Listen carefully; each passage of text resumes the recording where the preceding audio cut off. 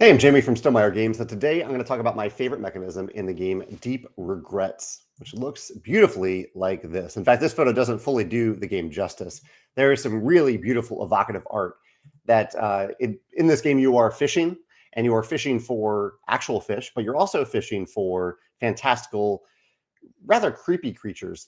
And the way the art conveys both of these reminds you that fish are weird. Like there are a lot of weird looking fish that aren't all that different from the fantastical fish and fantastical creatures, underwater creatures that are found in this game.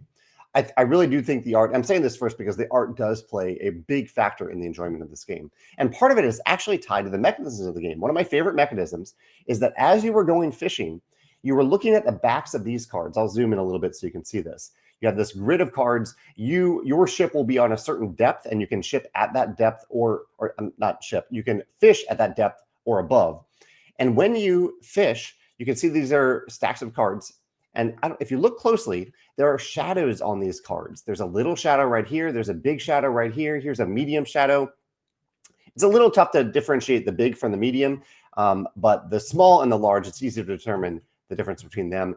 This indicates the size of the fish that you're fishing for. So even though there's a random element of what fish you are going to catch or what you're going to catch at all when you go fishing, you can use your eyes. And I love when games ask you to use your eyes and look at the art to determine something important for gameplay. You can use your eyes to see if this will be a small, medium, or large fish. I think that's really, really clever. Reminds me a little bit, I'm blanking on the name now. There's a cooperative game where you're going hunting, and it shows you a little hint of what you might be hunting for. Totally blanking on the name now. It's like a caveman theme game. Anyway, I really like that element of Deep Regrets. I also like that in this game, you roll your dice first. So you have these dice down here, and at the beginning of every round, you roll your dice. This is just a little thing. We've seen this in many games, but I think it is really important that you aren't rolling the dice at the moment that you go fishing. Instead, you're rolling the dice to see how many essentially resources, actions that you have to spend for that round. And then you spend them over the course of the round on different things. Part of them are used on the fish themselves. So if you go fishing, you need a certain number of pips on the dice, essentially. Here's the dice down here. You need a certain number to add up to equal the fish, equal to or greater than the fish that you're fishing for to gain that fish. There are other things that you use these dice for, but that's the general idea. You want higher numbered dice.